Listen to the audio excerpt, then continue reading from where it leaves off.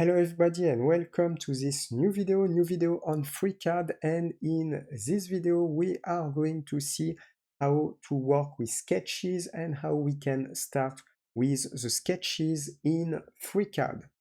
You can subscribe to this YouTube channel if you like the content. First thing on the description, the complete course Freecad is available. If you want to learn this software starting from scratch with the course structure, it will be on the first link. On the description, you will see the model session of the course. It is a reference course on Freecad to perfectly master all the features and to master this CAD software as well as a 3D modeling software. We see the different workbenches, different features, creation also of 3D models at the end of the course. First link on the description. In the second link on the description, this is a website in English, this YouTube channel. You can discover software in these YouTube channels, have basics of this software, and second link on the description, it is like an online school, so it means you can pick a course and you can learn any graphic software. So here we need to start with a part design workbench. So we are in the part design workbench like this, and you have also the sketcher workbench. But you don't need to go in the sketcher workbench. You can click on the sketcher workbench here, but it's not useful to go in the sketcher workbench. You don't need to go in the sketcher workbench. You start from the part design workbench, and in the part design workbench, here by default you have a body. First, inside this body, you can activate the preview of the origin just here. So you will have access to the different axis and work plane. So by default, when you want to start the sketches, you can start on the XY work plane, on the XZ work plane, and on the YZ work plane, as you can see.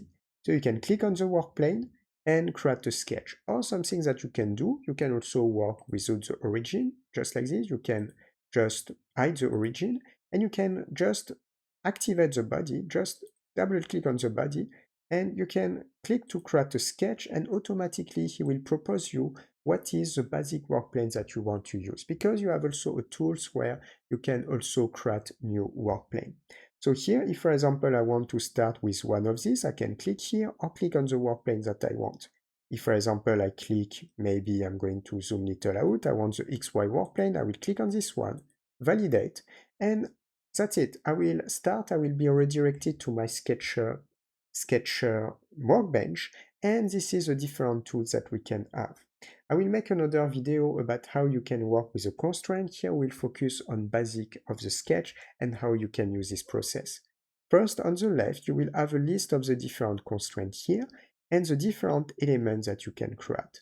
So, for example, if you add some element just before to show you this, you can activate a grid.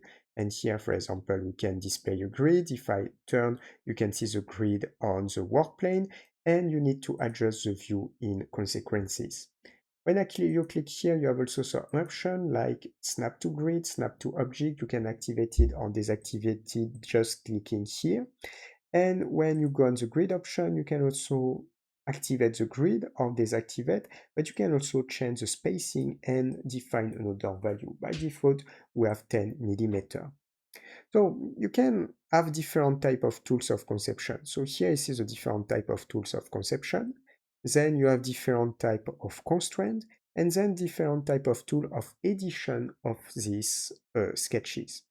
And you can create different things, like for example, you can select one of these tools, like the rectangle tools, and if you use a grid, you can snap to the grid and tap rectangles.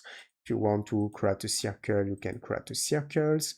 If you want to create a polyline, you can create a polyline, just like this. Each time when you go on the left, you will have the list of all the different constraints, because when you add some element by default, you will have automatic constraint generated. And here just below, this is all the elements composing our sketches. So we have a listing of the different elements. Let's take a concrete example. Something that I will do, I will press escape here. If you press escape, you can get out of the sketch.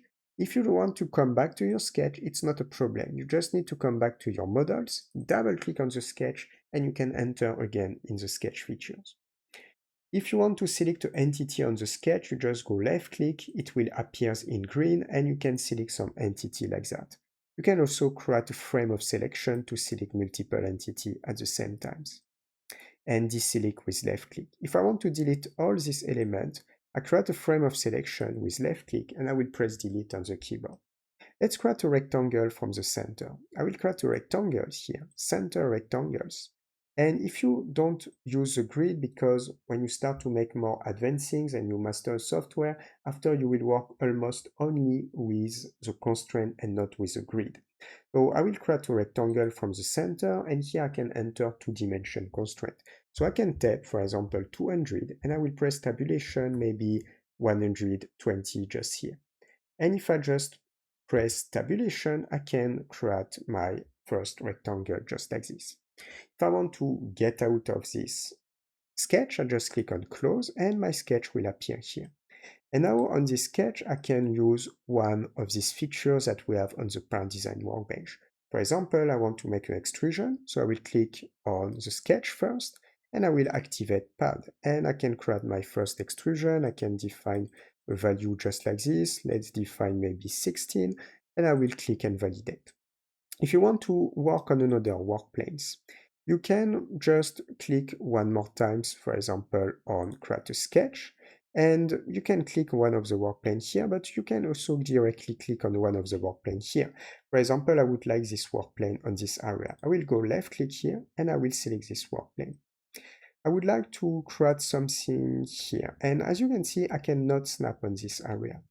And if I create a rectangles, just basic rectangle, I want to snap here, I cannot. So we have one of these tools, and one of these tools is directly external geometry. And I can click on this one, and thanks to that, you can go left click and recuperate an external geometry to apply directly on the adequate work planes. And now if I select the rectangle tools, I can snap to this point. Now it's possible. And I can go on the other side and type two value. I will type a first value 120 millimeters, and I will type a second one like maybe 80 millimeters. And I will create something like this, as you can see. Let's come back to the right view. I will just press escape and I will click on this line and I will press delete on the keyboard. And now what I will do, in this case, I will use the grid to make something a little bit more simple.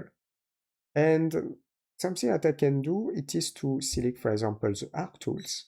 And I will select the arc by center, because here, as you can see, we have an element. And if I just go here, I can define a center, just like that, and create a first point. I will select a second point, and I will create an arc to snap to this point, just like that. And I will obtain this render. I can directly, if I want to create all, I can directly create, for example, a circle. But in this type of case, something that I will do is just to close the sketch. And as you can see, I will create an extrusion one more times. And I will define maybe just 2 millimeters. And I will apply symmetric to plane. It's important in my case just here. And I will validate.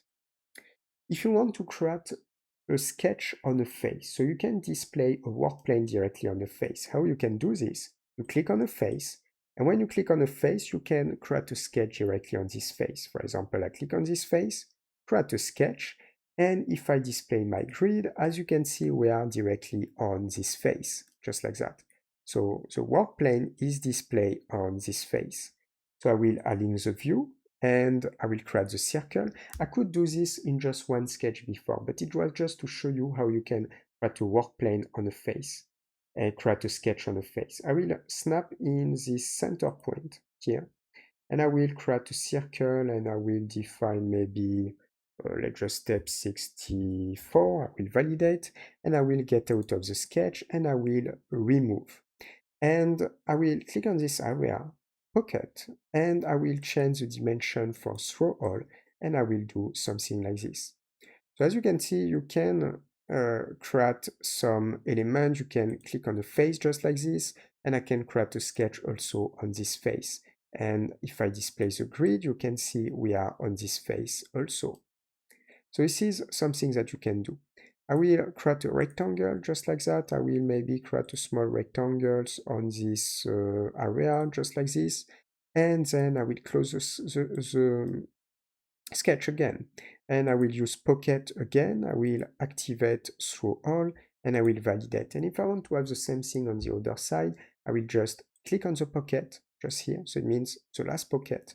And I will work with symmetry features. And automatically I work on the vertical axis, so it's pretty good. And I will just validate like that. Yeah.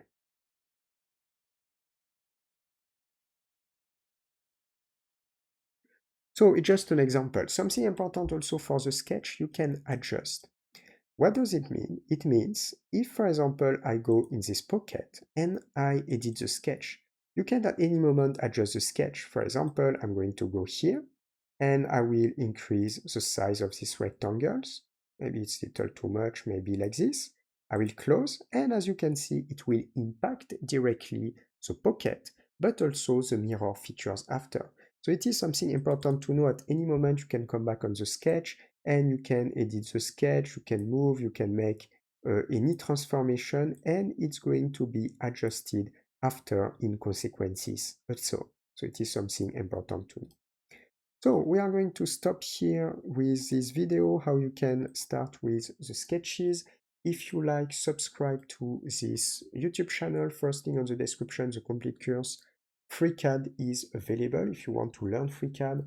Starting from scratch with the course structure, it will be on the first link on the description. You will see models, session of the course, what you will be able to learn in this complete course. This is a reference course, a lot of hours of video content to perfectly master Freecad, and we also see different type of other workbench, that is Par Design workbench. Second link on the description, the website in this YouTube channel. You can discover software in this YouTube channel, some basic of the software, and second link on the description, it is like a online school. You can pick a course and learn any graphic software. For the next one, see you, ciao ciao.